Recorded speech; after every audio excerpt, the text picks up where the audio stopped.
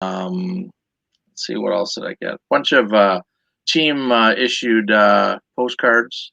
A lot of postcards from a lot of Toronto from the late '60s, early '70s, and then some team sets. So just a collection you picked up today. How many Gretzky rookies were in the collection? Just two, KSA 5 and a raw one, and a raw That's not bad. Gretzky.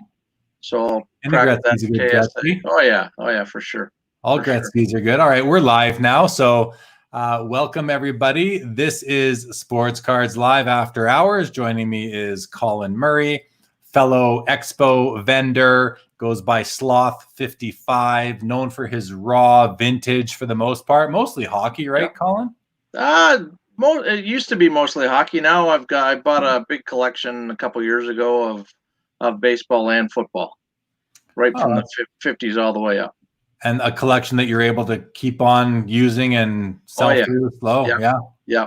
Right. I think baseball cards look a lot nicer than hockey cards, and so I've kind of tried to purchase as much of the older baseball as I can. That's pretty cool. Pretty cool. We got Eric with us. Eric, welcome back. Legion, good to see you as well. Charles, nice to see you. Hey, Charles. We were just talking about you, Charles, Colin, because he said it's nice to see some other raw guys in there. And I said, well, that was Charles. He's been on the show. You should check him out. He's a younger guy. He's like, yeah, for sure. So welcome back, Charles. Dave, good to see you, buddy. Good to see you. Welcome to the show, Amish Dave Archer. So as you all know, this is a more chilled out version of Sports Cards Live. I don't know. Maybe I could have called it Sports Cards Live Light or something like that, you know? But we're calling I wish I was light. Yeah. Hilarious. Charles says, Colin, I still have your business card on my fridge. There you go. Oh, that's cool. That's cool. Card Killer all night long. Hey, good to see you. Card Killer. I've seen you. I saw you on Christina's show way back a few months ago. I know you're a mysterious entity within the hobby, but if you could send me a DM on Instagram or me send you one, I'd love to talk about getting you on the show one night and learning what you're all up to in the hobby. Pretty cool. There's that's got to be my man Richard Barone, the mayor of Calgary. Sorry, the mayor of Canada, we call him. Everyone knows there's no such thing as the mayor of Canada, but we refer to this guy because he's from Long Island and he's your typical New Yorker. Typical New Yorker. Carlo says 50s baseball was a golden era. Oh, nice stuff. What about 40s baseball? I showed these two cards on the last show. This is 40s baseball. I mean, there's some beautiful 30s too, like the Gaudis and some beautiful, beautiful cards back then. Yeah. Beautiful stuff. No doubt. Love it. Hey, fellas, to you, Charles. It's Card Killer. Oh, my God. Right on. See, a mysterious entity within the hobby, Card Killer. Good stuff. Good stuff. So one of the purposes of After Hours is to sort of debrief the episode we just had. You know, obviously I do that episode and I'm caught up in it, so I don't remember all of the. It's hard to remember all the topics that we are chatting about. So we're going to go through a couple of them. Colin actually did me a solid, took some notes of things that he wants to talk about. So we're gonna get to those. Terry Fortune in the house. Terry Fortune owns like 1,000 Gretzky rookies. Terry, welcome to the show. Terry. Charles says, Donnie Collectibles showed me you, Card Killer. There you go, Donnie's Collectibles. 1900s baseball. Carlos says 30s and 40s were great, but the war cut back production, so we didn't have the full time covered. True enough. Yeah. Bobby Burrell says, hey, Colin, good to see you. Hey, Bobby. So, and speaking of Bobby, so if you guys watched the episode with Bobby a few weeks ago, he showed a few items. So I've purchased historical hobby items from Bobby in the past. And I've been fortunate enough. I feel fortunate. I don't know, maybe I'm a sucker, but I hope to think it's because Bobby knows that when he sells me an item, it's going into a good collection, a collection, a well-loved collection. So after the episode, he sort of showed one item on the episode. And in the After Hours show afterwards, I mentioned that is something that I would rather own than if it was the same item, but a Wayne Gretzky version of the item. And I think Bobby heard that and he thought, well, I guess if Jeremy wants it, maybe I'd sell it to him. And so we did a deal. So I'm gonna show it because they arrived back on Monday, I believe. And so thank you, Bobby, for that. So the first item I'm gonna show. There's two. I love them both, so I don't know which one to show first. I like to save the best for last usually. But I think in this case, and I don't know which I like better, so I will just I'll just show the first one first. So the first one. So what I'm talking about is I don't collect game used jerseys. You know, people say, why would you buy a card with a swatch when you can buy the whole jersey for that much money? And my answer always to that, Colin, is I don't collect jerseys. I only collect cards. So I'll pay more for a card than I will for a jersey. Yeah. So as someone who doesn't collect cards or doesn't collect jerseys, I have no interest in the game worn jersey hanging on my wall. The one you see over my shoulder there, that Teppo Numminen, I wear that to card shows there. That's a Teppo Numminen gamer, but I wear it. It's not on display. But this is something that I really wanted when I saw it. This is an O-Pee-Chee Thrillers game worn, like a Manufacturers League hockey jersey. And what I love about it, first of all, is you got the O-Pee-Chee name, the marking at the top, and you've got Thrillers being the logo. And it's after their Thrills gum. This was number 34. Oh, yeah. Don't know who wore it, but Bobby advises that I could probably find out who by talking to a guy who hangs out at Andy Greenham's booth at the expo, so I will do that. But he also sent me to go along with it an original pack of Thrills gum. And if you look at the nice. Yeah, so this is from, I think Bobby said the 30s or the 40s. And this was an empty gum pack. And look at the word Thrills. Look at the font used, right? It's the same. I'm trying to see here. It's the same as the font on the jersey. So the O-Pee-Chee company, they took their Thrills branding and they converted it into their hockey jersey. And to me, because I'm a guy who loves historical hobby items, this was right up my alley. I said to Bob, I said, man, I'm gonna get that framed up and put it on my wall. He's like, no, just hang it with the rest of them you have behind you. You know, that way you can move it around and take it off and put it on if you want. I'm like, yeah, you're right. Anyways, Bobby, thank you for giving this up, making it mine. As you know, I love it, and that will be staying with me for quite some time. Throw Matthews on the back, number 34. Yeah, hey, there you go. There you go.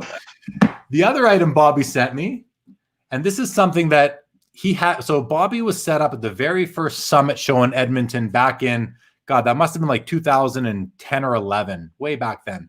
And he had a booth really just displaying some cool items. I think his buddy, Dave Martell, who promoted the show, probably asked him to come out and bring some cool items. We want to start the show off with a bang. And he had sitting on the table one of these little figurines. And I wanted it so bad. And he's like, it's the only one. It's probably the only one that exists. I can't sell it to you. I'm like, all right. Well, a couple of weeks ago, not even, it was like last week in his YouTube group, he shows a second one that he got. And I wrote him, I'm like, okay, you're going to sell me that one? And so anyway, along with the jersey, I acquired an original O-Pee-Chee Bubble Boy. So, and it's even got the O-Pee-Chee insignia in gray. There it is. Look at that, like right in there. So wicked. Cool. It's the O-Pee-Chee Bubble Boy blowing a pink bubble gum. It's got a bit of a paint chip, but hey, who cares? And I don't remember what Bobby told me right now, like what year this would have been from, but apparently the owner of O-Pee-Chee at the time had these made and gave them to the staff. I don't know if it was all the staff or some of the staff. And I'll have to get Bobby to tell me again so I can actually take some notes on this. But play the month. There's not many. And so in one fell swoop, I was able to acquire this and the jersey. And to me, they're two of the coolest historical hobby items, especially for OP, up in Canada, that you could possibly have. So proud owner of these two items. What do you think, Colin? Did I do all right? That's awesome. Yeah. There's not many of them around. Probably Employee of the Month award that he was handed out. Could be, right? I don't know what it is, but I'm super stoked to own. Like I said, I collect cards and pretty much cards only. But on top of cards, I want historical hobby items. Like if you look at that thing right there, and I just put that there. That was on the floor behind me. That's one of those original card dispensers. It's got can't see it. There you go. It's got the 25-cent slots. It's right. It's got. Looks like it's got 54 tops in there. No, that's actually just like 2012 SP Authentic Hockey. I put those in there myself, but it's legit. Like that's an old unit. I don't know what year it's from, but it's not one. I've had a few guys look at it and they've said, yeah, that's one of the original units. So it's really cool. And I found that on Kijiji in Edmonton a few Wow. years ago. And I think I got it for a steal, but like $50 or something like that. Yeah. I think it's probably worth well over $1,000 now. But anyway, another item that doesn't matter what it's worth. It's not for sale. So Yeah. let's get to a few comments, Colin, and then let's start talking about the episode. Let's see what we got here from people who are with us right now. Again, everybody, thank you for joining. Great to see you all. So here we are. Legion says, you found it. Nice pickup. Well, Bobby was willing to move it to me. So yeah, I found it. I managed to pry it out of his hands. Charles says, yeah, lots of lost players in that era for sure, like Bill Durnan, 1979 Thrillers. That's the jersey. David, I think it's so cool too. Number 34, Nolan Ryan, number 34. I think that must be Richie talking. Charles says, rookie is in Quaker Oats for some reason. Bill Durnan, okay, good to know. Yeah, Thrills taste like dish soap. I'm one of the minority, Terry. I like Thrills as well. I can eat that. Yep. I can eat that all day long. Dave Kaplan, welcome to the show. He says, Thrills gum is the best soap tasting gum out there. I agree. The reason why I said Dave Kaplan's name like that, guys, I'll let y'all in on this. So I'm from Winnipeg originally, and I grew up with this gentleman, Dave Kaplan. We kind of went to the same schools growing up, and but we haven't probably seen each other or talked outside of the hobby and outside of Facebook Messenger. I don't know, Dave, what, like 30 years at least, maybe 35 years since we've had any conversations face to face. So, but we've kind of rekindled that friendship over hobby wise on Facebook, which is cool. Anyway, Dave, welcome. Good to see you. Thanks for joining. Bobby Burrell says, Terry, when did you eat dish soap? Legion says, Topps gum wasn't exactly gourmet either. I love the pink gum in the gum packs. Hey, did you? Oh yeah. I can still smell it. Oh yeah. Still, right? Yeah. And you know what? Do you remember in the early 2000s when Topps put out the Heritage product and it came with gum, but the gum was wrapped in a cellophane? Yeah. That gum actually tasted like the original. I remembered it being, if not the same, very similar. Bobby says, you're welcome. Thank you for allowing me to own these items, Bobby. I will take care of them as long as they're with me, for sure.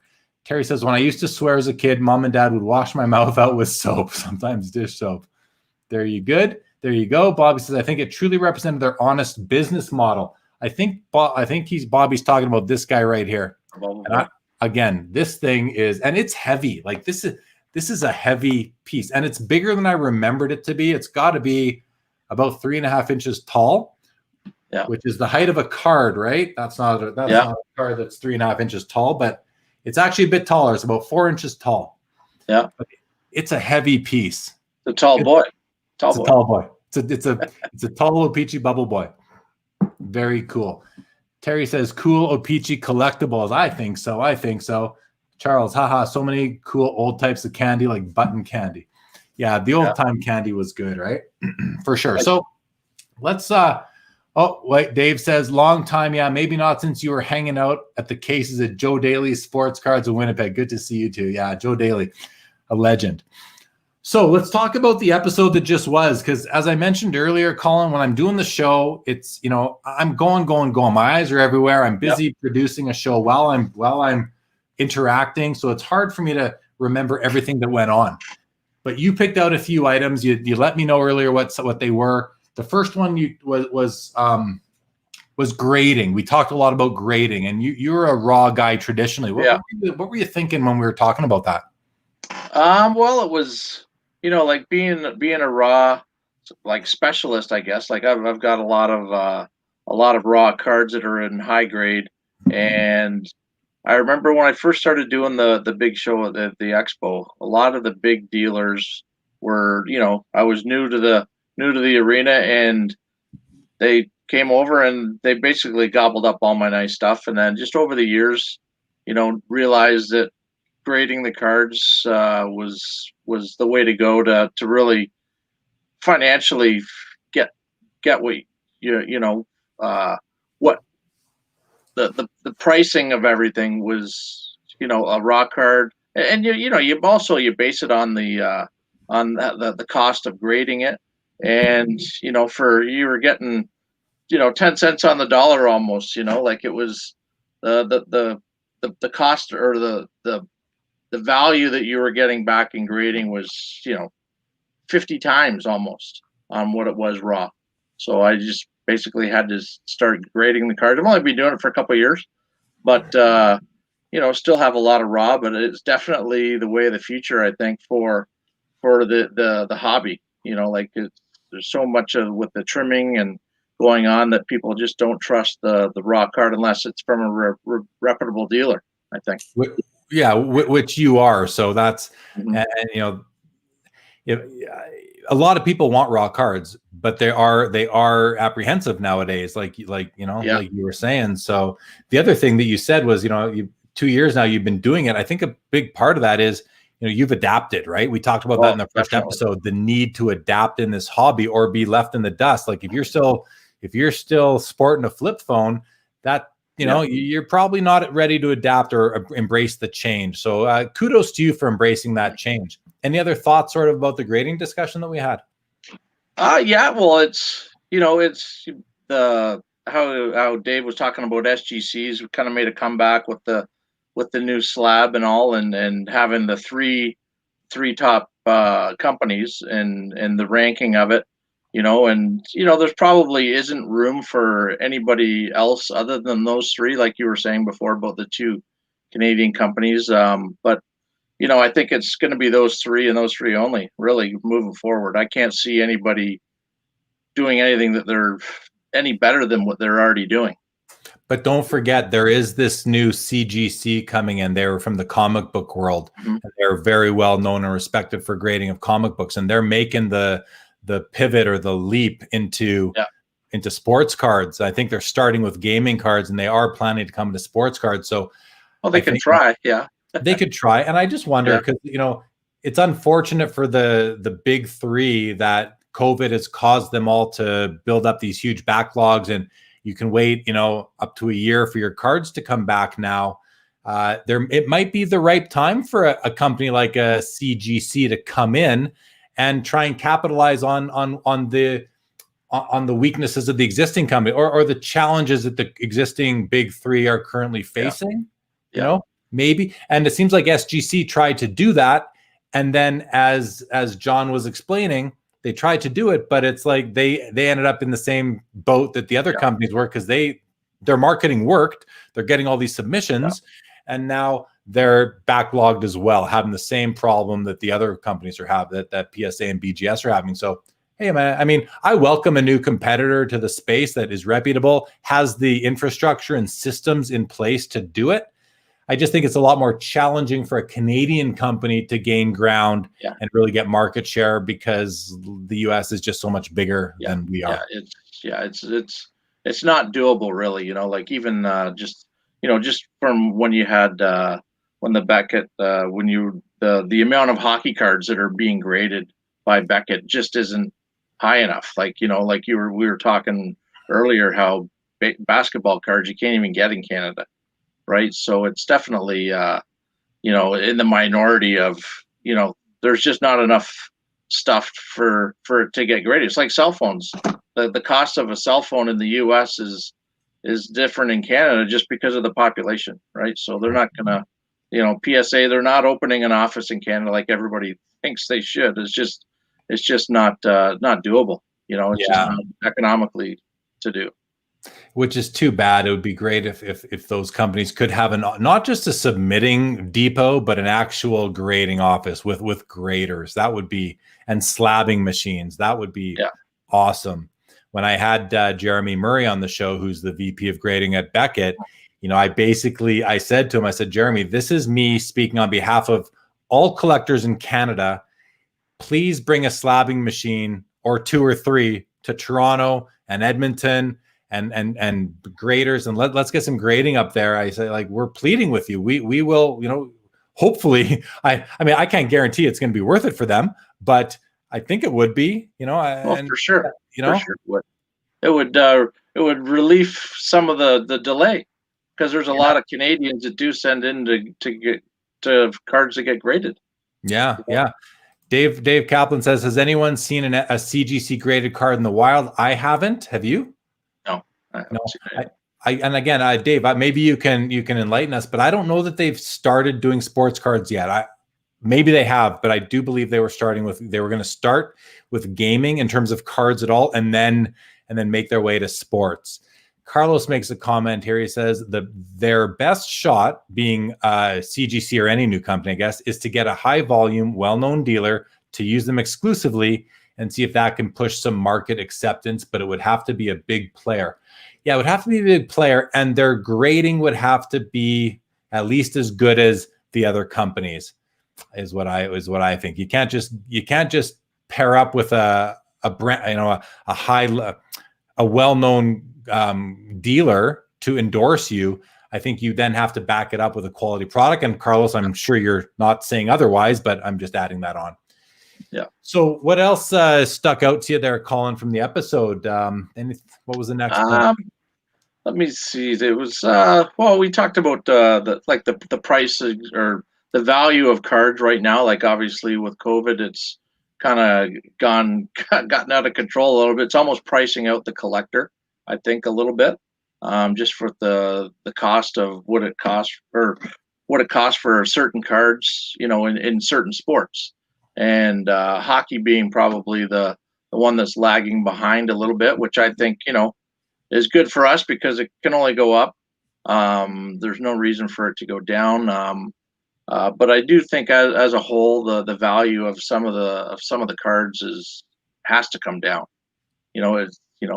Some of the basketball cards it's almost ridiculous what they're going for, and they haven't played enough games. One injury and if you're out of the game, then what do you do with all these cards that you spent thousands of dollars on?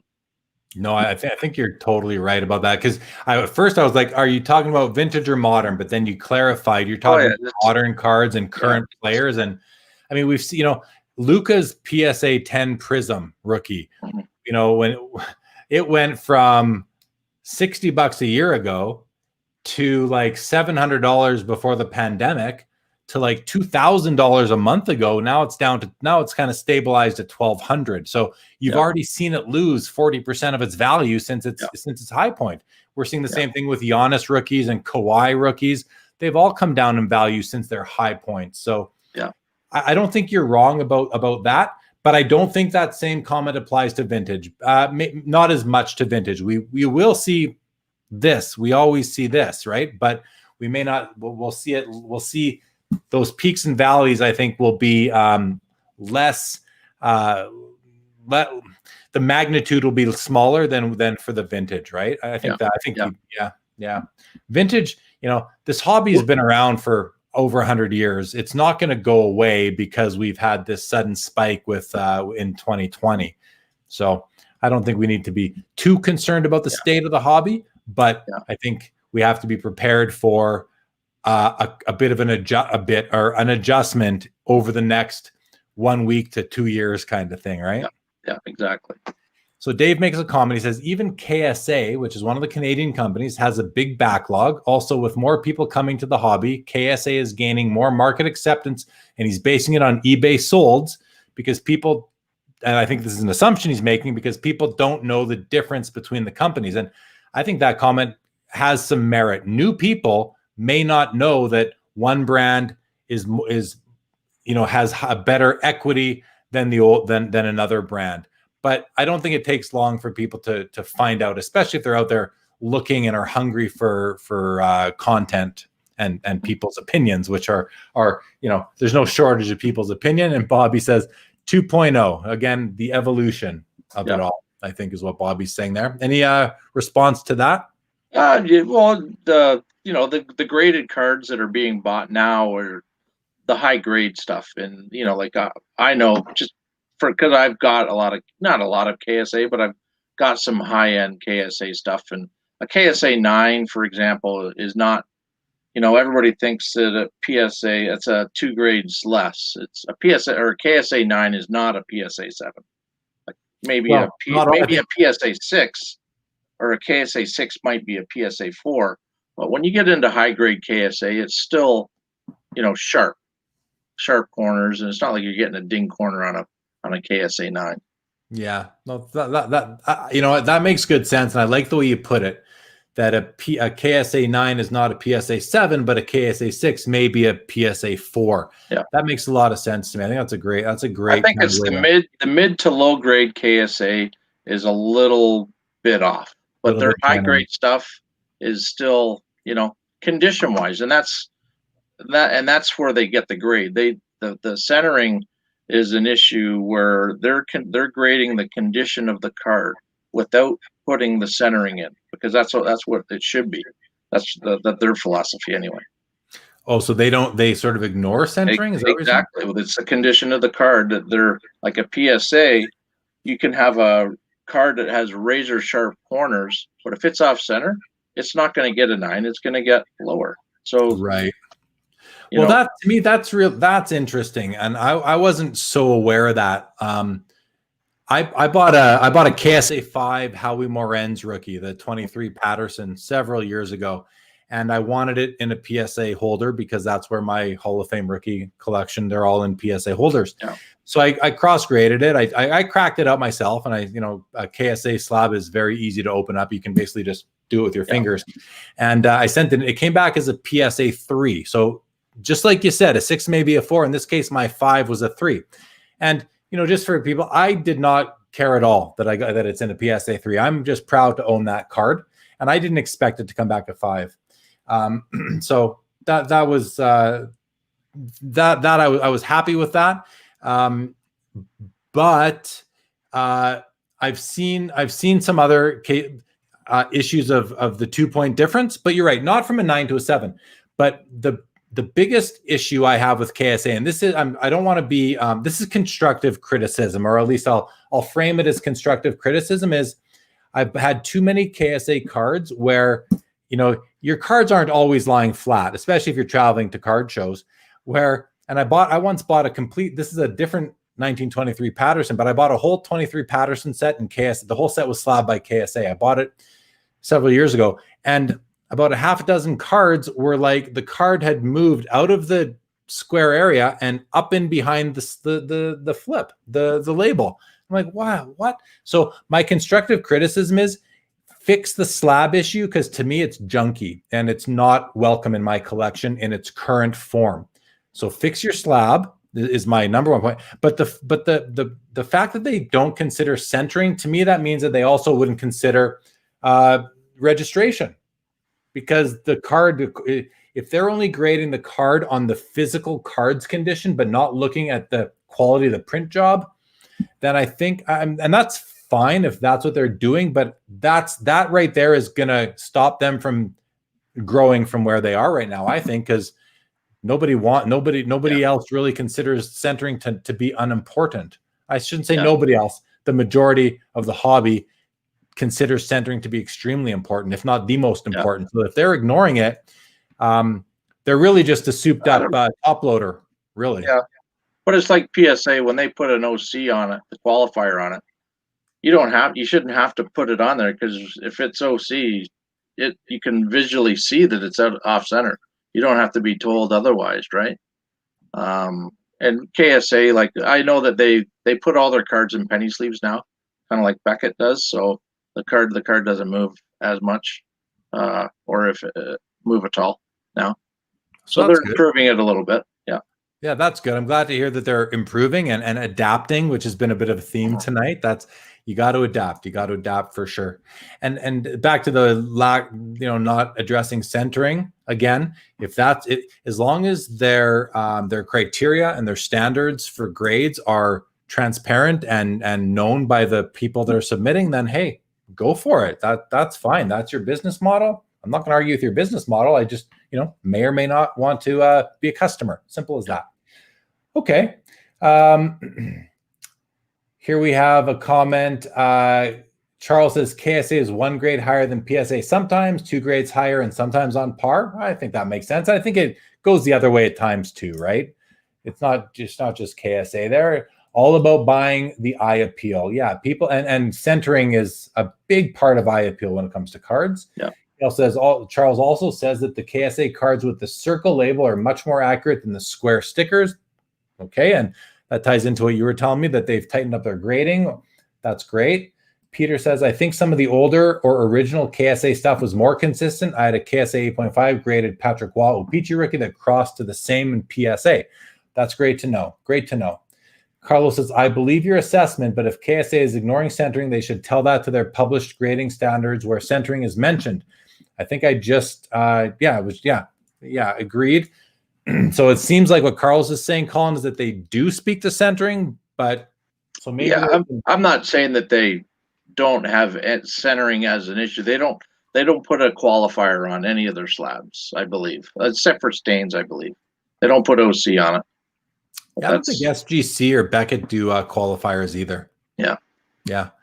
Dave says that regarding KSA, it all depends on the card and the grader and the day and the weather and all these things. I think that speaks to the whole subjectivity in the hobby. We covered that in the earlier episode, and I think.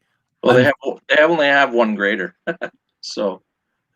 Oh yeah, they only have one grader. What happened to the BC office? Is it closed now? That's being closed for probably over 10 years. Well, I have to disagree with that because I was set up at the Vancouver show, the Langley show, in November of 2019, and there was a guy walking around. He was set up behind me. I didn't talk to him much because he was behind me and over a bit, but he said, I'm the KSA Burnaby office, I think I remember, and he gave me his card and it said KSA on it. So you might want to talk to Nate in Guelph or in Guelph, yeah, and just find out for sure because I'm curious about that now. Jake says, I really don't like PSA qualifiers. Yeah, when I submit my cards to PSA, I always tick the no qualifiers box, but I do that. And my last submission, I got about 4 cards they wouldn't grade because they had issues like recoloring. And I'm gonna send them back to them, and I'm gonna allow qualifiers because I still want those cards slabbed in by PSA. So I don't love them either, Jake, but I'm willing to accept them in limited circumstances. Extremely rare cards is how I would do it, and cards that are unfortunately someone took a colored marker to color up. But it is what it is. I have a card that's numbered out of 2 that I'm gonna get graded or slabbed with a qualifier. Rome says a loaded question after the PSA scandal, but does KSA grade cards that PSA would identify as trimmed? That is a loaded question, and you can have a trimmed card that measures up though. That's the thing. True. Right. So it's not as easy to pick out a trimmed card if it measures up, and that's what's happened with like the early Parkhurst 53, 54 Parkhurst that sometimes were, or even 52, where the sizing wasn't very accurate, and so the noted trimmer that with the PSA scandal, he had called me. I'm not going to name names or anything, but he had called me wanting some of my 53 Parkhurst cards because he knew that they were oversized and he could trim them to the proper size and have nice corner. And that's basically what has happened with all those trimmed cards. It's not necessarily they're trimmed and they're short, they're trimmed and now they're regular size instead of being slightly oversized. Right. And that I can definitely agree, kind of agree with that. Not all cards come out of the pack, especially back then, at the max size, right? There are even one of the most I think the most expensive sale of a Honus Wagner rookie, the T206 from 1909, was the oversized, and it's got the MC qualifier. It was miscut big. Yeah. I guess I'd rather have an extra material than less material. Yeah.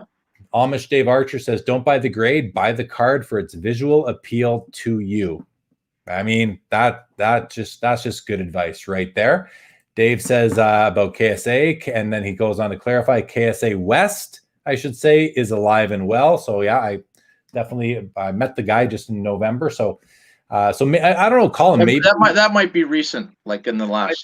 Maybe Dave. Maybe Dave knows. He says he's here in Vancouver, still grading with a large backlog of cards. So good for him, growing his business. I'm always happy to see people growing their business. Bobby Burrell jumps in and he says grading high dollar cards are now companies charge so much to grade them. There should be no discrepancy to grade, as they should have at least 3 eyes looking at these cards considering the cost. Yeah, I mean, especially when you're grading with PSA, who charges you based on your assessed value of your card. There's different ranges there, or different levels. Yeah, there should be 3 people looking at a card, especially if you're paying like, 100 or more to grade it, for sure, I would think. Charles says, older KSA and the PSA type labels aren't very accurate. I've come to find, as the old grader in the 90s was not as accurate as Nathan, who bought the company in the early 2000s. Again, this comment is coming from a 15-year-old who knows his stuff. Way to go, Charles. I love that you're keeping on top of the hobby, my man. Paul says, new side project, 8182 O-Pee-Chee Oilers team set, PSA 9 OC. No shortage of OC cards in the early 80s, that's for sure. There it is. Gary Scissorhands Moser, the hoser. Colin wasn't willing to use names. I have no problem putting someone's name out there who is frauding our hobby, or committing fraud against our hobby. I think it's fraud. Yeah. It is. I've looked at it's fraud. It's misleading, intentionally misleading to earn a profit or to benefit. Joe says, while I do prioritize centering, there are moments where a very crisp OC vintage copy can draw me in, especially when the registration of the surface is brilliant with colors and focus. I love that comment, because registration to me, surface is so important to me as a collector. I want good registration. I showed my Jackie Robinson rookie earlier tonight on the other show, and this card is notoriously blurry. It was a perfect print job. One of the reasons, now the centering is probably like 80-20, but the registration is like bang on.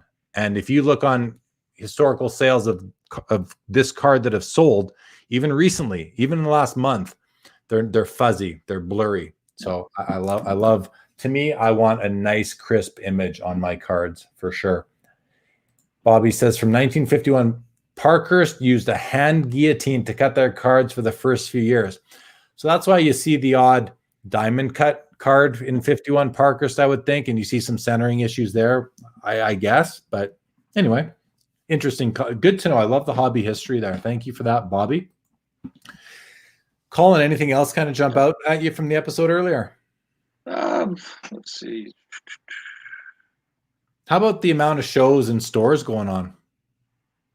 Yeah, it's like I was telling you before, that there's almost, and Bobby can attest to this, there's almost too many shows in the area of the country that we live in Ontario, in the Toronto area. We can only be in one place at one day, and there could be 2 shows on a Saturday, 2 on a Sunday, and there's just I think if they did 1 show a month, that would be fine, and everybody would be able to be excited to go to it instead of missing shows, Right. Especially if you're a dealer, Yeah, no, I hear you. So speaking about shows, Steve Menzie, who owns the Toronto Sports Card Expo and Memorabilia show, has officially canceled the in-person version of the show, which I think comes as no surprise to anybody. Yeah. But what I found really interesting in his announcement was that he announced the virtual expo is going to happen again. It's going to be November 21 and 22. Yeah. It's a Saturday, Sunday. Yeah. And he's now partnering up with, I think the guy's name was it Mitch Adelstein out of Chicago, who runs the Chicago Sports Spectacular, which is a quarterly show in Chicago at the, I believe it's at the Stevens Center, the same place that the National is held at in Chicago. Yeah. So they're teaming up now, which I personally, I know you have a bit of a differing opinion on this, Colin, but I love it because it's growing the show, and it's going to make it, I think, a real show, not a real in-person show, of course, but it's going to give this event credibility, not just being the Toronto Expo, not just being hockey, not just being Canada, but now truly cross-border, North America-wide. And I think we're going to see many more vendors and many more attendees than we did the first time. So those are the pros for me. More people, more traffic, ability to meet more people as a vendor. I'll be set up as a vendor, so I'm going to meet more people. I'm going to sit here streaming for 2 days straight, which lucky for me, I'm very comfortable streaming by now. So it's I think I have a bit of an advantage that way. So I'm gonna try and exploit that as best I can by talking to people that come into my booth. So I like it. That's the pros for me. What do you see as the cons of this partnership? Well, initially I thought it was the National, so not the Chicago show. But at the same time, like there's a lot of the dealers are also buy. Like I remember the first virtual show I did mostly just buying stuff instead of selling. And now with the U.S. dealers, they're going to be able to pay with U.S. dollars, and that might hurt the Canadian dealer a little bit. But if it's just a Chicago show, then there should be some hockey interest. So I'm not saying it's going to be a bad thing to have it. It's just maybe just a small part of it. Yeah, no, and sorry, I don't mean to when I ask you what are the cons, I don't mean like you're negative on the thing. I just mean, no, it's what do you think are the challenges for the show? And I think you're right. Like now you said the US based vendors will be able to accept US dollars. Well, myself as a Canadian resident, I will still be able to accept US dollar PayPal, but I won't be able to accept US dollar e-transfers or just straight out bank transfers. So you're right. There is that. And then if you're going to use PayPal, you're going to have to pay them their fees, which is just part of doing business, a cost of doing business. So, yeah, and if somebody wants to sell you a Wayne Gretzky card for 500, like that would be 500 Canadian, or an American's going to give you 500 US, because to them, there's no difference. It's US dollar. It's US only for them, right? Yeah. No, for sure. And that's why it's going to be on us as vendors to clearly communicate with our customers. I mean, that's how my approach is going to be. All right, guys, my prices are in there as in Canadian dollars. If you want to pay me in USD, here's what you got. Here's the math you need to do. Or I'll verify that. Here's the USD equivalent that you need to send me. So I think if we plan out and think ahead and we communicate well, I think we should be okay. I think some of those cons will be less challenging. Yeah, and the first virtual was there. I think there was 50 dealers. I think. Yeah. So if you times that by, I don't know how many more are going to come now, but say it's 100, or if they twice as many dealers. Now the collector that's visiting the show, they're going to be a little harder for them to navigate to find you. So you might be not as busy as you were at the Toronto show. Lost in the crowd sort of thing. Yeah. The interesting thing is that, when I go to a card show, I walk up and down the aisles and my eyes see every showcase at every table, pretty much. I scan some very quickly. If I see something I like, I stop and I look deeper, take a more detailed look at it. At the virtual, I know how it's laid out. It's just basically, four in a row, rows of four dealers, in squares, and you click on them, you go in. Well, my behavior would be to go in all of them, say hello, see if you have anything I want. If not, I'm going to move on and save my time. So I hope people will do that and make their way through the whole show. Not all will, of course, and some people will be all over the place. They'll forget where they've been. But let's face it, that happens at the real show too. You forget where you've been. You saw a card somewhere, and now it's like, where did I see that card? I've had people come up to me at the expo in Toronto, and they're like, did you have that Steve Yzerman rookie, or did you have that Derek Jeter card? Like, you hear it all the time. No, that wasn't me. Oh, where was it? And they're like desperately going to look for it again. Another reason to buy the card you like when you see it, not have to go chase it later, because it might be gone or you just won't find it again. Yeah. Right. A couple comments that have trickled in here. We have this one here from Cardboard Nostalgia. Do grading companies take into consideration the era of the card when grading? I saw a PSA 10 from 1910 the other day, sell for big dollars. Was it a 10 for cards that old or modern standards? I mean, my opinion is the condition of the material should not be dependent on when it was produced. Do they cut older cards more slack? I don't know. I'm sure they'll tell you no, but they might. I think they do, because if it's a card from, say, 1920 that it's been out in the elements for 80 or 100 years, right? And whereas a card from the 80s it hasn't had the time to get banged up, and so I'm pretty sure even like all the companies, if it's an older card, they're a little more lenient on the condition of it. And if it's got some staining, like a staining on the back, you don't necessarily get a stain qualifier. Right. Or, if it's a lower grade card, which, cards that old usually are, if it's going to get a PSA 1, they're not going to throw a stain qualifier on it too. That's going to, kicking you in the teeth again, right? Yeah. See, I disagree. I not disagree with what you're saying, but I disagree with that position. I think that that just because the card's been around for 80 years and has seen the elements, well, that has degraded its condition naturally, and that should be reflected in the grade point, in the assigned technical grade, in my opinion. Let's see. Charles says, yeah, some of the 1910 C56 cards were printed using a stone. That's right. Alex says, why in 2020 are we still having off-centered cards? The technology can't fix this. Well, no, and I've talked about this on the show with guys from the card companies, and that they have stacks. They have the sheets of the cards, and they're in stacks, and the guillotine comes down, and it might not get them all, at the same. You know how when you cut through a bunch of pages, even with scissors, they start to do this, right? The pages start to do that. Yeah. Well, same thing happens. It might be, it might be millimeters, but it does happen. So I guess the technology can't yet fix it. It might just be physics for that matter. Legion says, was really excited to hear the virtual expo is coming back. Same here.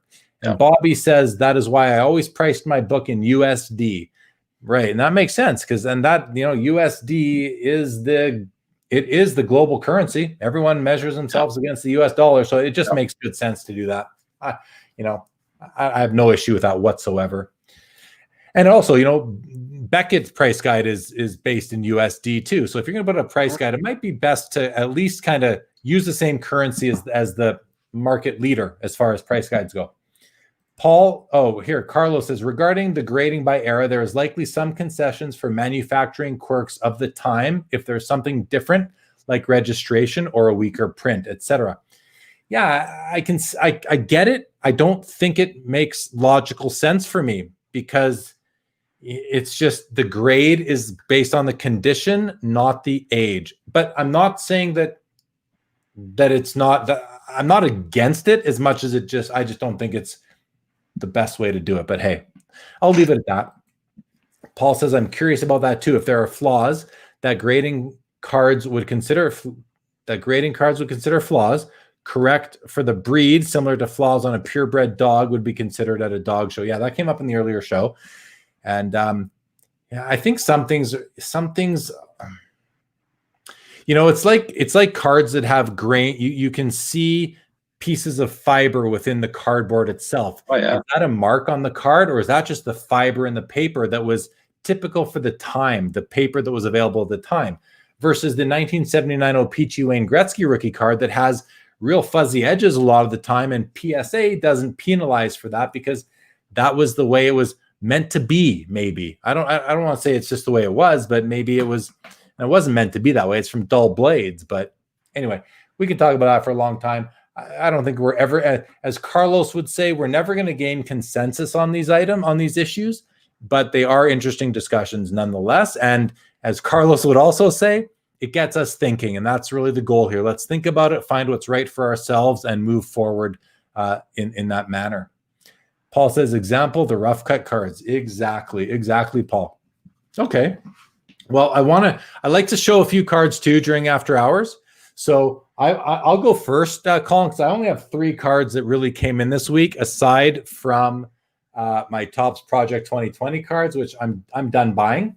But I do have some that I do like. Those are all Project 2020 cards up over there along that shelf and up on that shelf. They're fun to look at, and I'm okay with that. So here's my cards that came in today. All modern day cards. One's from the 1990s and 2 are really from the last few years. So the first card, this is a 2017-18 Upper Deck Ice Hockey, David Pasternak. This is the Sub-Zero Gold. So it's from the Ice product.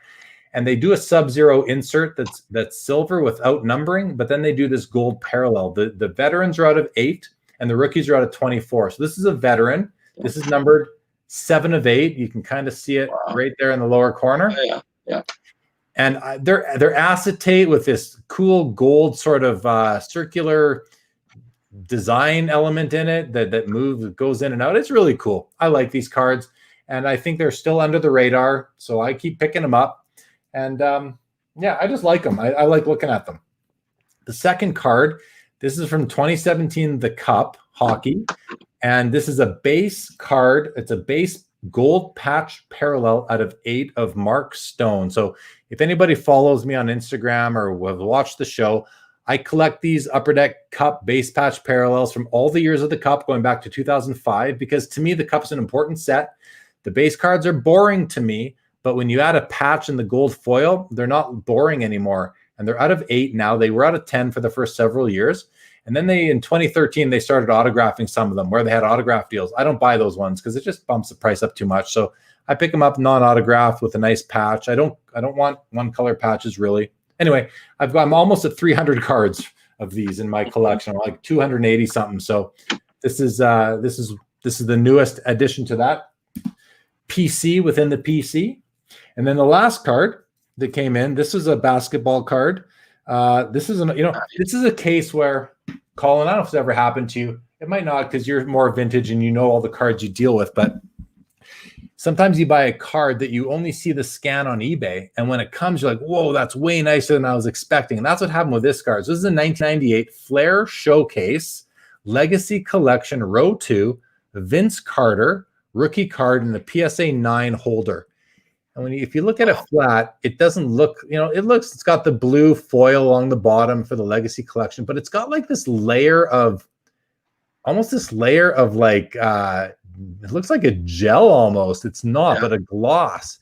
And it really gives the card some nice depth. It's not picking it up here, but I pick it up when I get, it's hard to pick it up, but it's just a really cool card. So this card, when it arrived and I took it out of the bubbler, I'm like, whoa, that card does look sweet. It's a population 11 in a PSA 9. There's one PSA 10 that sold in the same auction, and the PSA 10 sold for like 6 times what I got this card for. So I thought, this is a case where you're buying a PSA 9 mint condition card for less than a fifth of the cost of the PSA 10. And it's still a super rare card, and it's numbered to 99. It's numbered 3 of 99 on the back. It's tough to see. It's in blue there, but it's numbered 3 of 99. Oh, there it is. It's coming up nicely. Beautiful card. Super happy to own it. Anyway, those are my 3 pickups of the week that landed. I do have a big shipment of cards coming in from my brother in the United States, who acts as a U.S. address for me, and I've been saving up cards there for months now, so that's going to come in soon. That'll be a big mail day. So one of these shows, I'll have to just do it myself and do a mail day show. Before we get to your cards, Colin, because I did ask Colin to pull out some cards to show off, we'll go through a few more comments here. So,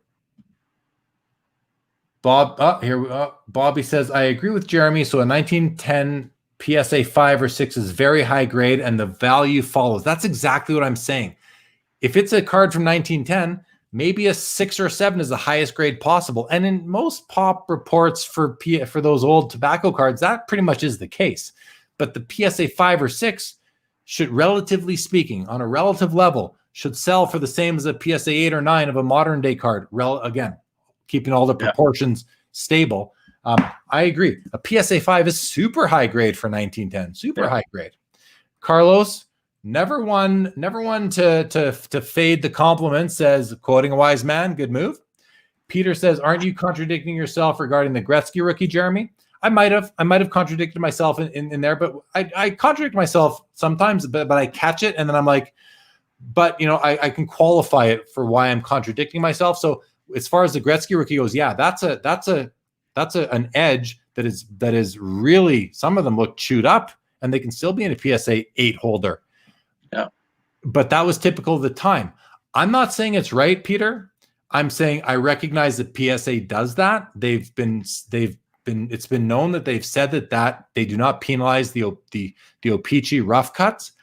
But why don't they? It's still not, the card is not in as good condition. It sounds to me by what you were saying, Colin, about KSA, where they don't grade the centering or the registration, they just grade the condition, that they would penalize the O-Pee-Chee Gretzky rookie for that. So, I mean, if nothing else is true in this hobby, Peter, the one thing that is true is that there's just consistency is really hard to find. Yeah. And there's all sorts of examples of that. Yeah. Well, it's the Gretzky PSA 10. There's one that's got the rough cut, and then there's one that's off center. Yeah. But they're both 10s. They're both 10s. Yeah. No, I know. Yeah. Billy says, Urbe fan on HI pulled a C55 Bazooka back from a loose pack today from an LCS. Someone pulled a Datsuk last month. Pretty crazy to think what is sitting in loose packs at your local card shop. Yeah. He's talking about this Datsuk Titanium out of 13 was pulled at Maple Leaf Sports here in Calgary, actually. And and that's a big card. I mean, as far as the modern day card goes in hockey, that is probably one of the biggest cards from the early 2000 era. Amit needs a patch card. Yeah, so Amit, my buddy, he has his own hockey card that looks like the 85 Lemieux rookie. He needs it in a patch card version. Yeah, he sure does, Eric. That would be very cool. I'm sure people out there could make it. Colin, show us some cards. Okay, I had Beckett. I had a bunch of raw grade cards that I had gotten at the expo and just sent them to get them slabbed. So there's one there. Nice little, or that's better there. That's good. Gretzky 8.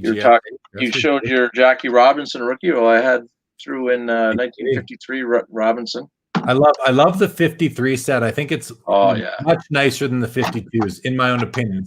Especially the Willie Mays. The Willie Mays card in 53 tops is legendary. Actually, I got that actually right here. Oh God, I might want to buy it off you. I love this card. Oh, look at that. I think it's been recolored at the bottom, so I'll probably just send it in to get an authentic grade on it. Still a beauty. I'd own it still. I've got the complete set. The 53. Ooh, that was my card. That was my card of the day a couple episodes ago. Yeah. Love that United. It's like 2 cards in one that year. Yeah. Tops. This is my favorite pickup, recent pickup. Beautiful. The value of this has gone up big time in the last couple weeks. So I knew that card as about, USD 850 to 9 to maybe $1,000. And then I heard it was like, I saw one sell maybe for 2,200, but I had a guy tell me recently that's like $5,000-$6,000 now. Is that right? 4,300 the last one sold for. Canadian or US? Canadian. So it's about 3,300 US, I think it sold for. Still big dough for that card. Yeah. A lot more than they used to be as of recently. Yeah, I wish I was stacking a dozen or two of those. Well, even 9s I think are $500 or $600 now. So that's awesome. And it goes to the Jerry Rice that John was talking about. Jerry Rice PSA 8s were $50 like 3-4 months ago, and now they're $300. Yeah, it's the hobby's on the move, man. The hobby's on the move. It's going. Eric says sweet Maze card. Charles says, "Wow, that Stevie 10 is amazing." Yes, it is. And here's a comment back to back to the question or the comment that was made earlier. Sorry, I forget who made it. Just about the technology. And Bobby can shed some light on it. He says O-Pee-Chee, as an example, O-Pee-Chee stacked too many sheets of cards on the slitter, and it was only designed to cut a smaller amount, so it was tearing through opposed to cutting, thus the rough cut. So still pack pulled that way, not secondary market or after kid damage on the rough edge, but still, card companies cut cards off center and they get penalized for that. Why shouldn't older cards get penalized for not cutting them properly, in the first place? Never mind the centering, but the cut itself.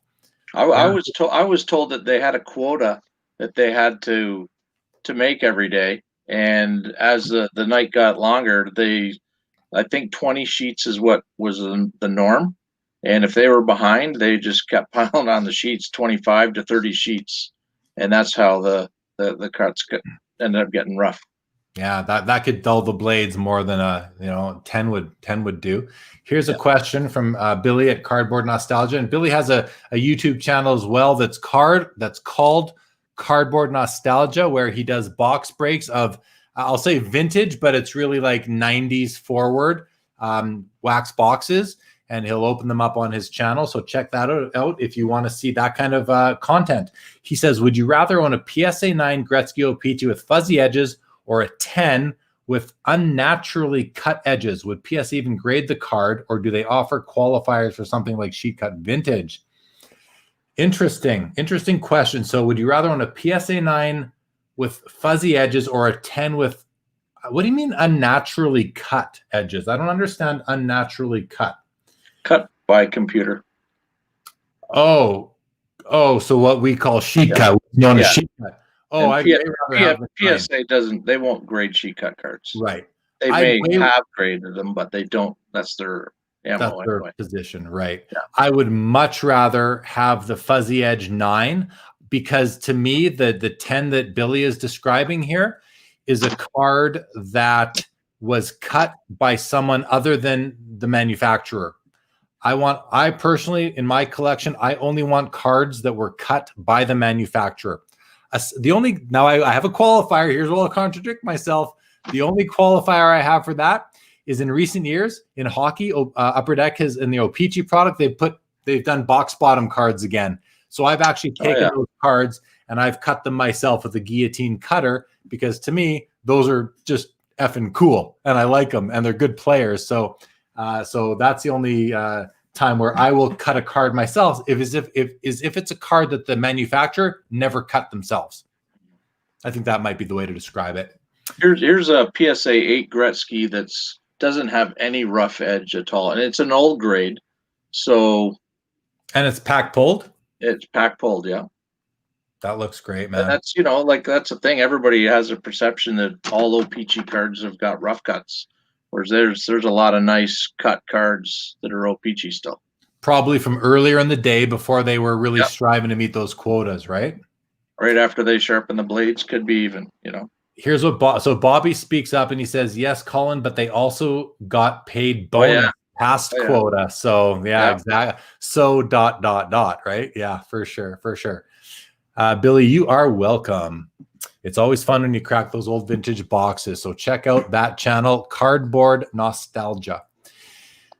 All right. Well, we're at the hour mark here, which is usually where I like to leave things off. Vintage boxes. Ooh. Oh, and those are Steve Hart sealed too, I see. Baseball Card Exchange sealed. Yep, that's a new purchase too. Wow. That's right. I didn't know. Is that O-Pee-Chee or Tops? That's O-Pee-Chee. Yeah, very nice. Very cool box, man. Is that something that you bought that you're going to be selling? It'll get sold eventually, I think. I just got it, so I want to keep it for a bit. And it's worth a lot more now than it was a couple weeks ago. Yeah.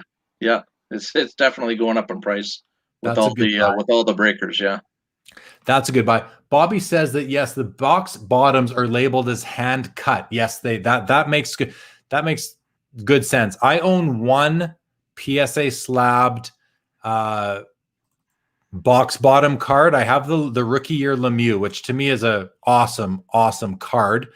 I know it's not technically a rookie card, but to me it's a rookie year card that looks like his rookie card and is to me a super important card. I don't have it handy. Oh, there's the rookie in a 9.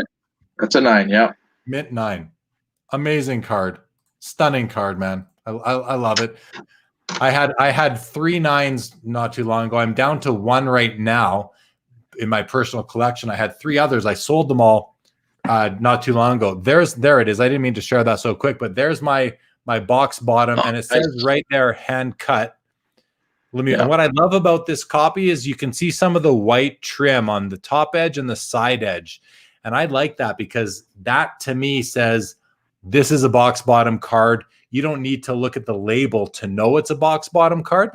And that it almost looks like it's miscut there, but it isn't. That there's no dimple there. Yeah. That's just got a bit of a black line coming down. So, and PSA gave that a 9, and I'm stoked to own it. A very low population card. I think it's so cool because you never see this, right? You just never see it. Yeah, pretty neat. New Canadian box sealing company coming. Oh, that's interesting to know. Okay, as long as they have a good reputation in terms of kind of authenticating that the packs have never been opened and resealed and re-waxed and all that.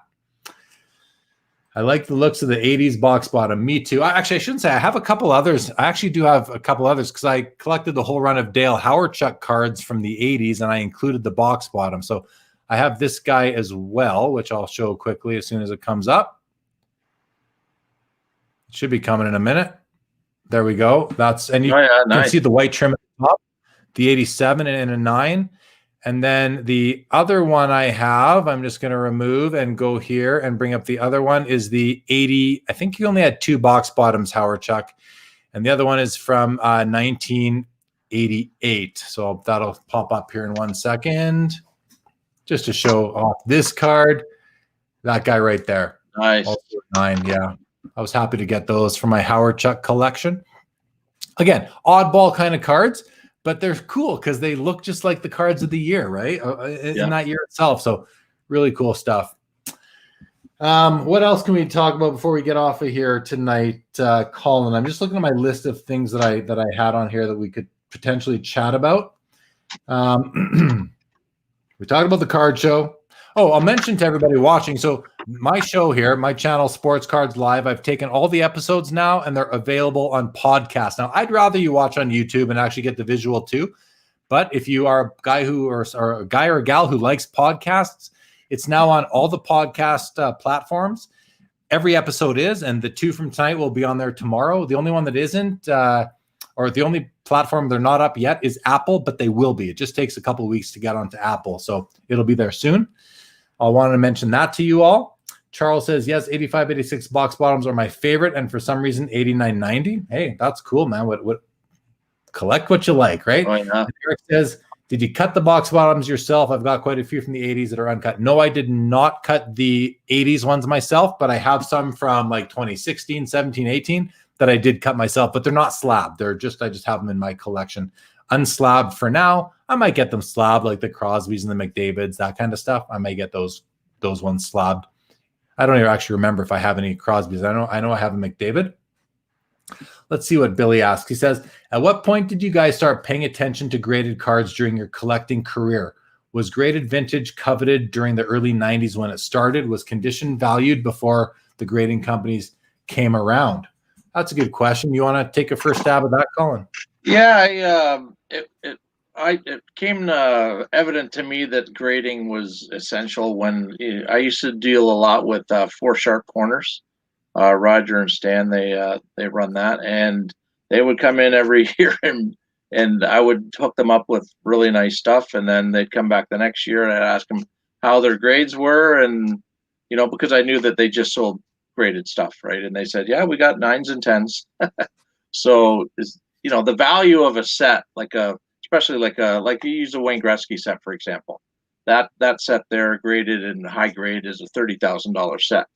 And if you have really nice high grade stuff, you can, get a premium on it, but if you grade it, you can make 10 times more. So It's definitely when I found out that, I started grading quite, I probably don't have 500 cards that I've got graded, but it's slowly gaining more traction in my inventory for sure.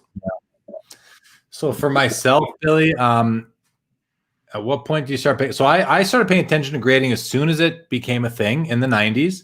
I don't remember when I bought my first graded card, but it was probably in the early to mid 2000s. So I was aware of it in the 90s, but I kind of wasn't heavily involved in the hobby for the last 5 years in the 90s. I was kind of observing, but I was, busy doing other things.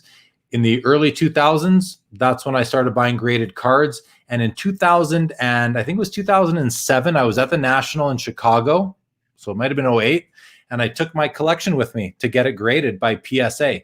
And I had my collection at the time consisted of the rookie card of every 1,000-point man and every 300 win goalie, among others. I also had the C56 series completed and a whole bunch of other Hall of Fame rookies. Anyway, I took them with me to Chicago and I took them to PSA and I submitted them. And I was fortunate enough that I knew someone at PSA. I can't even think of his name right now because he's long gone now. But he gave me a deal. He gave me a flat rate of $8 a card. So I submitted about 200 cards, I guess. And I went from having like very few graded cards to my whole collection being graded. And if anyone's interested, the serial numbers of those cards started with 1-6. Now they're into the 4 something, I think. So it was pretty cool. Yeah, 4-6. So this was a long time ago. And so that's when I started getting my cards graded. And then I continued to pursue them because, back then we weren't as aware of some of the issues with grading. and I still buy graded cards. It's just, I just like the looks of them. I just like the presentation, and I like the authenticity that comes along with it, or at least knowing they're authentic. And I like, the whole reason grading came around in the first place was to facilitate the new world of the internet and buying cards sight unseen remotely. So we still do that. We buy cards sight unseen all the time, right? Like it's the hobby now for the most part. So to me, it's just a good way to understand a bit more about what you're receiving, because like I said on the first show tonight, you can't grade a card by a picture someone sends you or posts on Facebook. You just can't do it.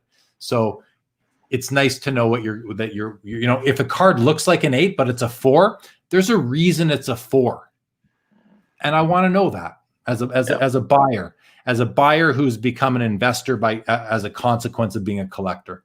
So I hope that kind of answers.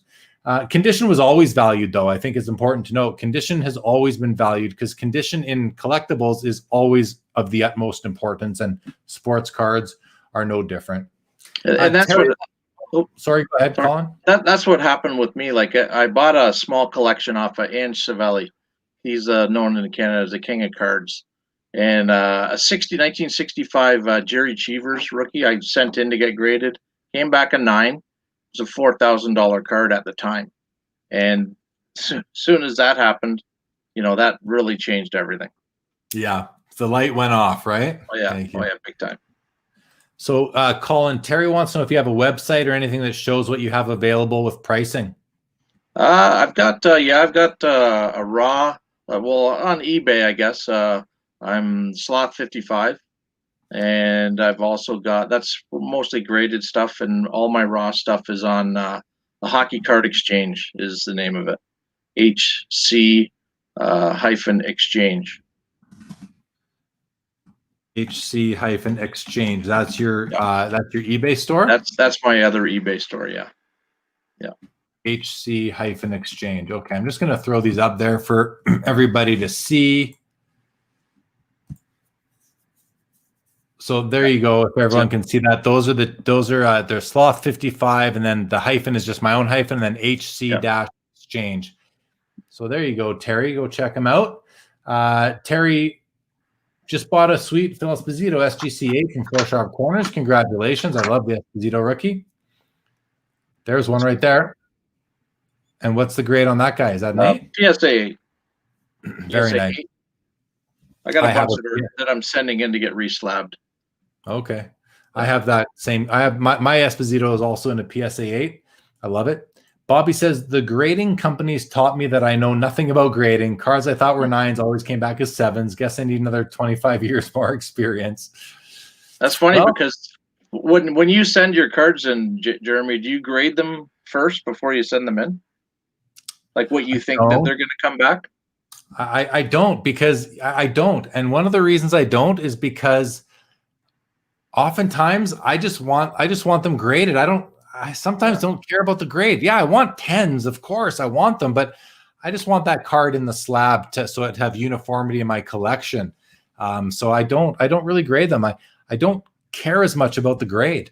I care about owning the card. But when I'm buying already graded cards, I focus in on the grade but I focus in on the card. I'm not going to buy a blurry PSA 8 or a blurry PSA 9. Yeah.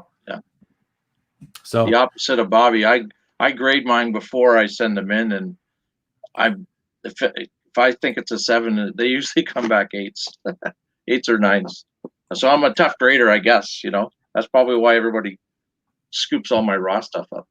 Yeah, well, I guess you've kind of put the plug into that for now, though, right? Here, I'll put that on the ticker now, so it's up there for people that might have missed it. That's how you find Colin on eBay. Okay, well, I think we can pretty much wrap up. Unless, let's see, we talked about. I mentioned the podcasts are now live on the show's now live on podcasts. We're going to continue doing the shows, guys. Still having fun with it. I do have some swag coming out. I should mention that. That's pretty cool. I do have some swag coming out. Oh, yeah. Nice. So I don't know if anybody thinks that's pretty cool, but these are awesome, I got to say, because they came out super well. A buddy of mine who's in the hobby actually made these for me. And I'm super. I love the way they came out. I think it just came out awesome, right? Awesome trucker hat, you know. And this isn't like this wasn't a cheap trucker hat. These are like, you know, well done trucker hats. So I had a dozen of these made, only a dozen, and I can get more, I suppose. But you know, I've always said on the show, I don't have a Patreon set up. I don't accept donations. I've had people offer, and it's like, you know, I don't want to take anybody's money for this. One person once did it was Absolute Mike, who comes on. He's not on tonight, but he's usually on. He sent a YouTube super chat, which is like a $20 donation, which was very nice and generous. And I couldn't say no to it. It already came in. But I said, you know, I don't want to take money from anybody unless I can give you something back. So what my plan is I've got lapel pins coming as well. In my day job, we have pins made for our company, and we get them made in Asia. And so I had our vendor there make me some pins with this. So I don't have them yet. They're coming. They're coming by boat. So they'll be in Canada eventually. But I got these hats done and a few shirts as well. And so my plan is that what I'm thinking is I'll like sell them, but it's basically like, you know, here's the minimum price, pay whatever you want. You want to send me $1,000 for a hat? I'll probably take it. I mean, that's a little ridiculous. Not that anybody would, but that's kind of what I'm thinking. If you want to support what I'm doing, I greatly appreciate it, but I want to give you something back. So, but I haven't figured out exactly what to do, how to do it yet. But anyway, these hats are wicked. I've basically, ever since I got them, I've been sleeping in this thing. I think it's so cool. I love it. I'm a hat guy too. Right? What's that? Pardon? I'm a hat guy too. So, well, hey, us bald guys, right? Most bald guys are, yeah. Exactly. So anyway, I wanted to tease this at the end of the show. I'll show you what the shirt looks like. The shirt I'm not as happy with. I just don't think that the logo, it should have been thicker lines throughout, but here's what the shirt looks like. It's actually it's a quality black shirt with the logo screen printed on there. So I got to figure out what to do. I got 12 of each. I just small, just to test it out. So we'll see. But anyway, I want to show you guys that. I'm going to take it off now. That's it for now. But let's see what you guys have said since I put on my hat. Bobby says, wow. I hope that's for the hat, Bobby. And if it's for Colin's Esposito rookie, I'm okay with that too, because that was pretty wow worthy as well. Terry says, Jeremy's always hustling. I'd buy one of those. I appreciate that, Terry. Charles says, oh, I'm buying a hat for sure. Okay, so I've already sold out. Thank you, Charles. Carlos says, now he has merch. Love it. Commence the shameless plugs. I'll just wear it for shameless plug. Billy says, autograph those hats and number them out of 12. I showed it to two of my buddies a couple days ago, and one of them said, you should sign those and number them. So thanks for the idea, Billy. Kind of thinking that already, but we'll see. It's weird to think that I should autograph something. Yes, exactly, Carlos, and exactly, Bobby. Dave says, I've had people offer me money not to talk anymore. Hilarious. Carlos says, I think inaugural guests on the various shows like After Hours should get free hats. I don't know free, and I'll tell you, I didn't cheap out on this stuff. These weren't cheap. These were like, imagine going to the mall and buying a cap at a store. That's basically what I had to pay for these things. Carlos is chumming for a free hat. He sure is. Game worn hat. I'd have to play a game for show worn. How about show worn? That'd be cool. Yeah. Carvin would get one too. I'm not selfish, Bobby. There you go. That's right. Carvin was my first guest ever on Sports Cards Live.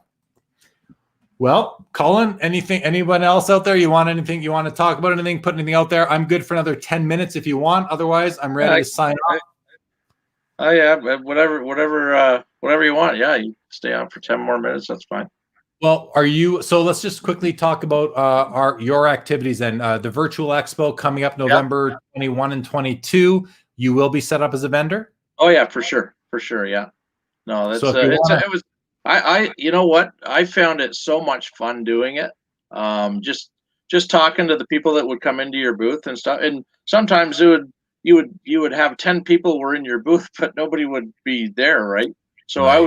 I just started talking to people. I just started rambling on. It was kind of cool. And then, they would engage after that, And that's, see, what you just did there. I think you were a lot better than what a lot or some of the vendors did. Some of them didn't realize they had eyeballs, or they had the eyeballs, but they didn't speak to it at all. They didn't speak to them. And then if you had people, then you had some people could request to come on screen with you, and then you could actually have some face-to-face sort of discussion. But just like you, I did the same thing, Colin. When I saw I had eyeballs, I started talking. I'd be like, okay. It was like a commercial. It was like a commercial. Hey, I had vintage baseball, football, hockey. What are you guys looking for, kind of thing, and then they would engage. So it was good. Yeah. No, I think it's important to talk to the eyeballs that are there but aren't there for you to see them, and let them know how to find your cards. Let them know who you are. Let them know what I'm Sloth 55 on eBay. I've got. I had all my cards in a Dropbox folder, so I had the link in a pinned post at the top of my booth chat. And then when I saw the eyeball number move, I went, all right, guys, all the cards are in Dropbox. You can go to the pinned post, click it, it'll take you right there. The cards are all sorted by sport or era, and they're priced in the file name. So go check it out. You got to show me how to do that, because I had literally 30 display cases with the pictures, with pricing, and I couldn't do what you did. Yeah, that's and tough. And you had said that was your best show. It was my second, from a revenue perspective. Now, I sold lots of big cards, so from a purely revenue perspective, it was my second best expo ever. But yeah, and I mean, I don't know how to say that. I don't want to sound like a jerk, or like I'm tooting my own horn, but I've had some strong expos. For a guy who goes in with one booth, and I'm busy at expo. I'm busy from start to finish every day, pretty much, doing deals. I do between 80 and 110 deals every expo, which to me is a lot. I think it's a lot. And so it was great. I had a great show. I can't that's awesome complain about it. Yeah. But I know some people did no deals. I mean, I've heard that too. And I think it just has to be with how you were set up and the merchandise that you had. Pretty much simply that. And maybe how you interacted with those eyeballs as well. Were you able to lure people onto the screen with you and, lure them in, right? It was kind of funny, because I was contacted by 4 people that couldn't get into the show somehow. And they had gone on to the website for it and saw my ad and contacted me through my email just that way, and that turned into 4 really good deals, collections that I bought. So that worked out. That's awesome. Couple questions. We're not going to sign off quite yet. We got this one from Legion. He says, "So what did you think about the mishandled 2021 exquisite sheet?" So yes, Legion, I did watch those videos that you sent me. And I did forward them on to Billy at Upper Deck and said, "What's this? Leaked Lafreniere exquisite cards." And he just wrote back to me, "Oh," and fill in the blank. So, what did I think of it? I thought, wow, that's interesting that someone used uncut sheets of exquisite, which wasn't just hockey; it was multi-sport. That someone used that to pack up what were like Magic cards or something. That must have been an error at the printer. So what do I think about it? I think it's unfortunate it happened, but hey, now we know they're out there, and 6 months will go by and it won't matter anymore. So it is what it is. Bobby says, "I had a separate window on a 5-second slide of all my collectibles and prices pictured." Yeah, so that separate window being a separate like camera, I think, on the screen. Billy says, "Have you considered being sponsored by a particular hobby-related company? Seems like a reasonable move unless your goal is to remain totally impartial or indebted to a specific company." Great question, Billy. And so I won't lie and say the thought hasn't crossed my mind for financial purposes, to benefit financially. It has crossed my mind. But your second point is that, I love the fact that nobody can tell me what to do. You know what I mean?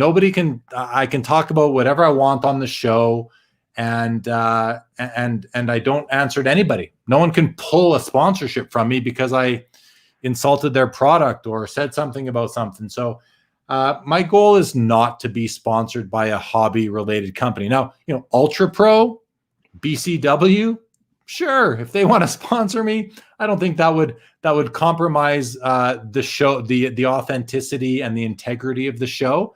But to be sponsored by an Upper Deck or a Panini or a Leaf or or a Beckett or a PSA, I don't think I would accept any of that for the show myself. I just don't. I think that would compromise the show and what I'm trying to do. So I don't think I would accept any offers that way.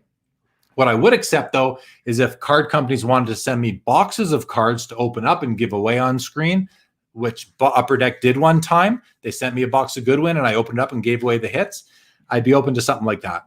But I don't think I'm open to a pure sponsorship. I think it kind of sets me apart from others, perhaps, which is okay. Nothing against them. But anyway, yeah. Thanks for the question. Amish Dave says, I loved the virtual in June. It was awesome in your room, Jeremy. Well, thanks, Dave. Yeah, I was fortunate to have people join me and chit chat and made it a lot more fun. So thank you for joining me, Dave. I hope to have you back in November. Obviously, you didn't like my room. Don't take it personally, Colin. Yeah, maybe he was there and you didn't even know it. Yeah. Carlos says, to the sponsorship point, it also makes things tricky since you'd have to screen potentially what guests would say or could say as well. 100%. Yeah, 100%. Bobby says, gotta love your own creative control, Jeremy. Yeah. I'm not looking to answer to anybody for what I'm doing on this show. This show is me being me.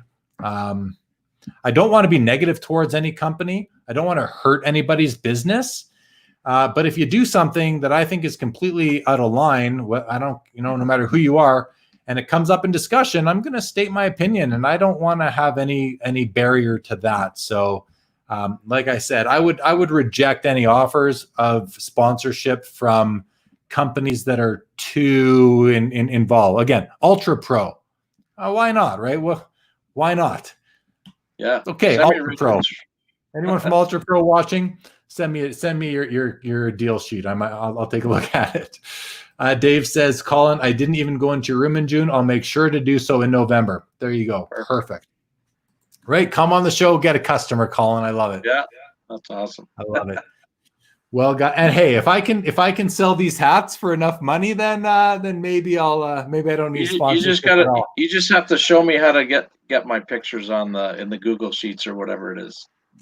Yeah, I can definitely show you how to do it. I offered to Steve Menzie. I said, listen, I'm happy to do a little workshop with vendors and show them how I did it. I mean, I'm not saying how I did it was the best way, but it worked very well for me, and I got great feedback on it. So, yeah.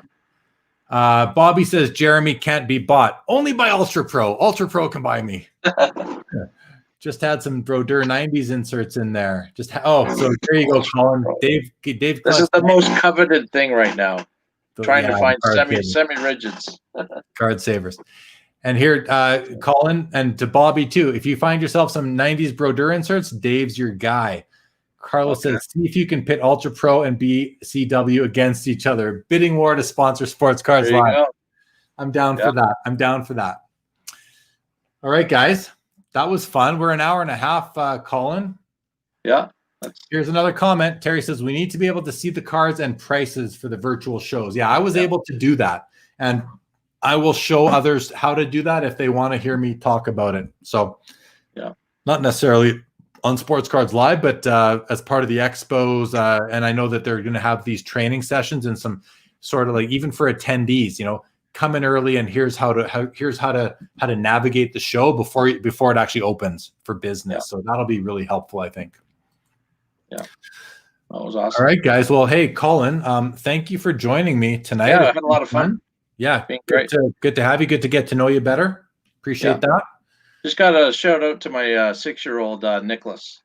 He's a big Pokemon collector. So. Cool. Shout out to Nicholas. I hope is he watching right now, or is it too late? Oh no, he's in bed. He's in bed. It's 2 a.m. where you are right now. Yeah. Oh, is it? Big shout out to Nicholas. Nicholas, your dad's a cool dude. Glad to have him on with me. Nicholas, next time you'll have to stay up late and join us yourself. It'd be great to see you, young man. Yeah. All right, so here we go. We've got the good nights coming in. We'll run through those because I always like to thank everybody for watching. So to you, Legion, thank you as always. Really appreciate your viewership. Bobby, for me, it became a social show as opposed to a selling show. And nothing wrong with that, right? Nothing wrong with that. Joe, thanks to you. Good night to you. Joe, good night again. Paul, thank you so much. Good night. Charles, great having you. Good night to you. Billy says, would love to take part in the virtual Zoom style auction at Expo. It would be cool to compete and see who you're bidding with versus the anonymity of eBay. That's a neat idea, a live auction. Good night to you, Dave. Good night to you, Billy. Good night to Bobby. Good night to Terry, who says an auction would be a good idea. That would be neat. Eric, thanks to you for watching, and good night to you as well, guys. Appreciate it. All right. Thanks to you, Colin. Thanks, everybody. We'll be back. I will be back again on. Let's see. I'm back again on Wednesday with Jordan Hagedorn. That should be cool. He's an NFL agent. He's got NFL players as clients. He's an NFL agent. He super collects Brett Favre. He does a podcast called For the Hobby. He's a real good dude. Check that out. Next Saturday is another content creator, Jake Roy from 90s B-Ball Cards, who I got to tell you, I'm impressed by this guy. So that'll be a fun conversation. We'll just be talking hobby. Carlos, thank you to you. Carlos, after hours, what do you say? Bobby Burrell, thanks, Colin, for sharing. Thanks for hosting. Jeremy had a blast. Bobby, thanks to Bobby. Thanks, Bobby. Thank you to Bobby for selling me 2 awesome new items for my hobby history collection: the O-Pee-Chee Thrillers jersey, worn by an employee of O-Pee-Chee. This is a 1979 jersey, so probably the best 1979 rookie jersey one could possibly own. Even better than Wayne Gretzky. And then Bobby, thank you for my Bubble Boy as well. Love them. Done. All right. Okay, guys. Colin, I'm going to end it. Good night, everybody. Colin, wait right there for 1 second. Yeah. Say good night. Good night, guys. Good night, everybody. Thank you for joining us.